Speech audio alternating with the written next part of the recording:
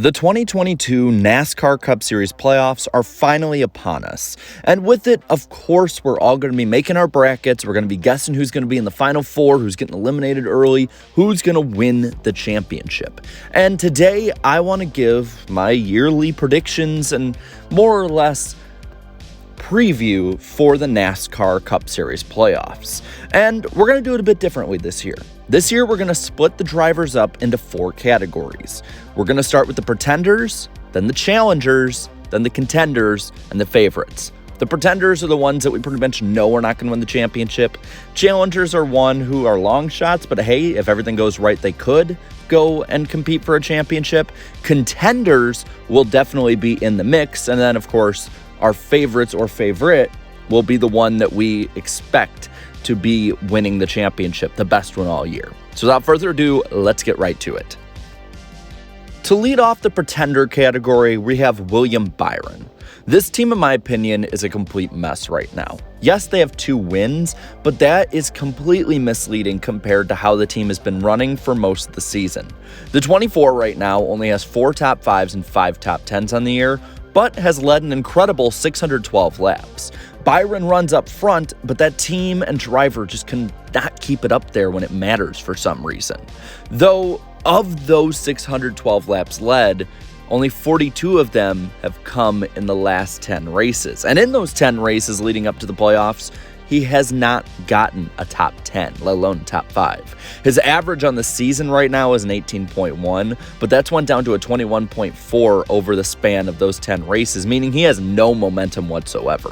While he won at Martinsville earlier in the year and had a top 5 at Vegas, those are late in the running in the playoffs. He's competed for wins at Darlington before, but outside of that, I really don't think there's anything to inspire confidence for 24 fans. After him is Chase Briscoe. Briscoe was really not much better off in general than Byron. He has 1 less top 5 and 1 less top 10 this year, and has only led 138 laps.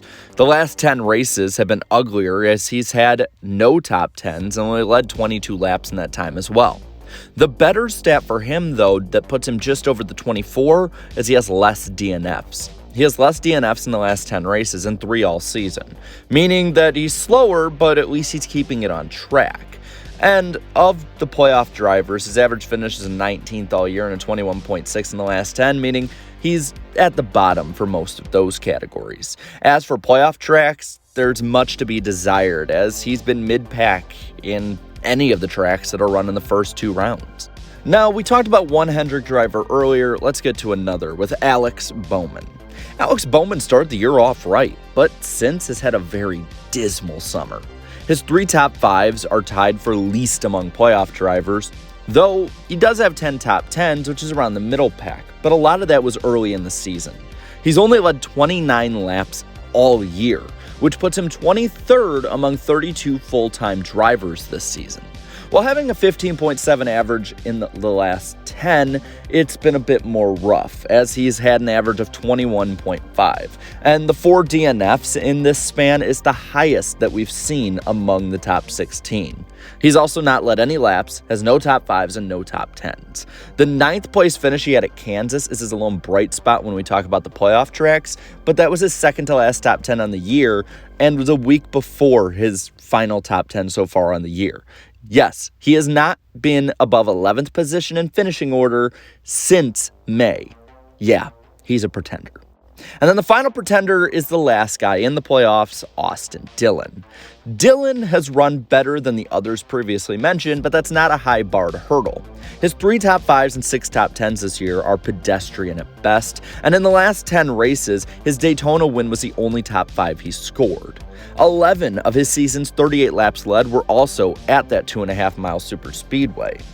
The bright spot, though, is that the opening 9 tracks of the playoffs, where we've raced 5 of those, he's had 2 top 5s and 3 top 10s in those races this year.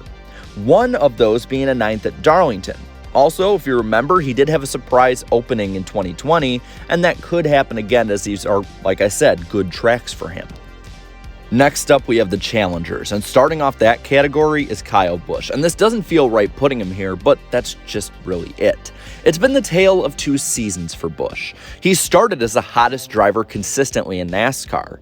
Let's look at what he's done, though, since. In his first 15 races, he had a win, 6 top 5s, and 11 top 10s, a 10.6 average finish, and he led 345 laps. Very good, and he was right up there with guys like Chase Elliott and Ross Chastain at this point.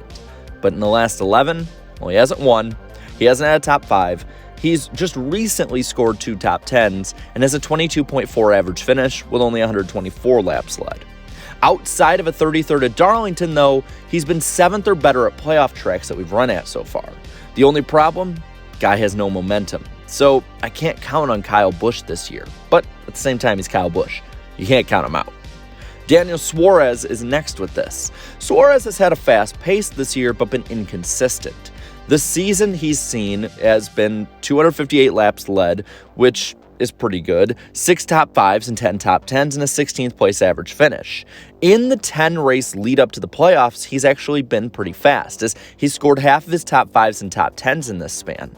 Also, he's averaged a 13.9, so not very bad whatsoever for Suarez leading up. He has momentum. The big problem? He struggled at the playoff tracks in recent years, and that's really going to be an issue for him.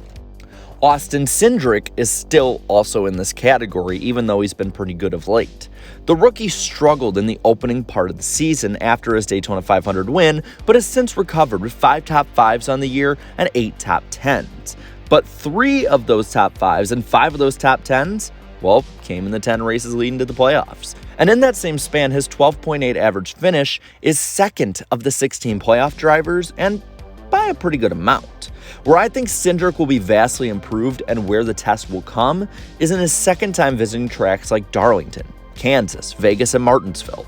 That's going to be the test to see if he can truly be a contender this year. With him as well as Denny Hamlin. Hamlin has had an up and down season, but for Denny Hamlin standards, this season's been atrocious. Yes, he has 2 wins, but he has 6 DNFs as well, and only 5 top 5s and 7 top 10s. But he's led nearly 400 laps, so he's run up front. This continues in the last 10 races as well, as he's led 211 laps and had 2 top 5s and 4 top 10s, as well as a DQ win. But both averages don't eclipse 15th position. Luckily, Hamlin performs well at most of the playoff tracks, so he could still make a run if they keep it consistent with the speed. Now, the last of the challengers for me is Tyler Reddick. While Reddick has 2 wins, especially in the last 5 to 7 races, he's been off and on all year. His 8 top 5s are near the top of the playoff guys, but his 11 top 10s is smack dab right in the middle. In the 10 races leading up, he's had 4 top 5s and 5 top 10s, so he has momentum, at least more than most of the playoff guys. With an average of 14.1, he's improved mightily over the season average of 16.7. He's been fast at tracks like Darlington, though Bristol and Talladega will be the big test. If he can get to the Roval and still be in contention, though, he very well could make the round of 8. Now we get to the contenders, the guys who definitely are in the position to challenge for the Final Four. Starting off is Ryan Blaney. Yes, he is the only playoff driver that doesn't have a win, but he's super consistent. 8 top 5s and 12 top 10s on the year with a 13.7 average. Though that stat line has went down a bit with 3 in the top 5 column and 4 in the top 10 and a 15th place average in the last 10 races. But he's been challenging for a playoff spot, so he has the added advantage of being in playoff mode for about the past 6 weeks. Only 32 of his 417 laps led, though, were in these 10 races. Again, meaning he doesn't have all the momentum for him at the moment. If he can get past Darlington and Bristol, I think he's set to have good runs at all of the remaining tracks. The problem? He needs wins. Wins more than anything. With Ryan Blaney in this category is Ross Chastain. Chastain exploded right out of the gate and became the most controversial guy in NASCAR for a couple months. He's led 500 plus laps on the year, with top 5s and top 10s being towards the top or tied for the top in NASCAR. In his last 10, he's led 157 laps and fallen off, though, to about an 18th place average. Chastain just has not brought the speed that he had earlier in the season. The question is, at the moment, though, will his aggression haunt him? Because if he's not running well already and drivers see they can knock him out, they will. Earlier this year, he had a win at Dega and 7th at Kansas, 3rd at Vegas, 5th at Martinsville, and 2nd at Phoenix. He has the ability to run fast at these tracks. It's just a matter of if they can execute. Kevin Harvick is one that a couple weeks ago we wouldn't expect to be in this category, though I've been high on Kevin Harvick all year, and he's become a late season favorite. With 2 wins in a row late in the regular season, he has been consistent for most of the year and now has finally figured out how to put wins in the bag at the right time. He has 7 top 5s, 13 top 10s, and a 13th place average finish, which that average finish is second among all Cup drivers this year. And the last 10, like I said, have been more of the same, just with more wins. They've been putting it together, running faster as the seasons went on, and they're really peaking at the right time. For me, the only issue for Harvick is if he can get through the big one at Dega and if he's able to perform at Martinsville. Now, another driver that people weren't expecting to be in the contender tier this year probably was Christopher Bell. Bell started horribly this year, but since has been the flagship driver for Toyota in 2022. His 7 top 5s are in the middle of the playoff field, but his 14 top 10s are tied with Ross Chastain for second among all Cup drivers. The last 10 races have seen him lead just over 100 laps and have 3 top 5s and 5 top 10s. He has been solid. Where I question if he can make a run is if that 20 team will not fall flat like in years past. That's been a big problem for them. Now, another one in this category is defending champion Kyle Larson. Fans have been saying he's in a quote-unquote slump compared to 2021. Well, you're not going to win 10 races every year. And his 6 DNFs mask a solid season of 10 top 5s and 13 top 10s, as well as leading over 300 laps. And the momentum continues as well, as he hasn't slowed whatsoever from this pace. In the playoffs, he's good in the first round. He'll make it through that. The hurdle to clear is Talladega. If he makes it past Talladega, I think this dude is a shoo-in for the Final Four. And the last one of the contender category is Joey Logano, someone who has really flown under the radar, but has been rock solid as well. He's led over 450 laps, has 7 top 5s and 12 top 10s.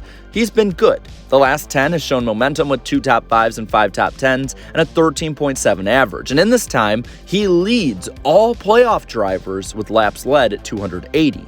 The big X factor is his speed at shorter tracks and flat ovals, like for instance Martinsville and Gateway and Phoenix. Like in 2018, the 22 might not be the best all year, but might sneak up, be just good enough, and steal one. Last, but certainly not least, is our championship favorite, and we only have one, Chase Elliott. Chase Elliott is clearly the best driver this season. He leads in virtually every stat category that matters leading up to the playoffs. He has the least amount of DNFs. He has the most wins, the most top 5s, the most top 10s. He averages a 10th place finish this year when everyone else is between 13th to 17th that matters in the playoffs. He's good at all the playoff tracks, having won at 5 of the 10 tracks that make up this playoff grid. And on top of that, he's been fast in the past and competed for wins at Darlington, Bristol, and Vegas. He is clearly the title favorite. He has the championship bonus points that give him the buffer of having a bad race. And you really just can't argue. Now with that, I'm going to pass it on to you and ask 2 questions. 1, who's your Final Four? And 2, of them, who wins it all? Let me know down in the comments below. While you're at it, leave a like on this video. Share this video and subscribe to my channel for more great NASCAR content. And all my channel members, thank you so much for all of your support. And until next time, have a good one.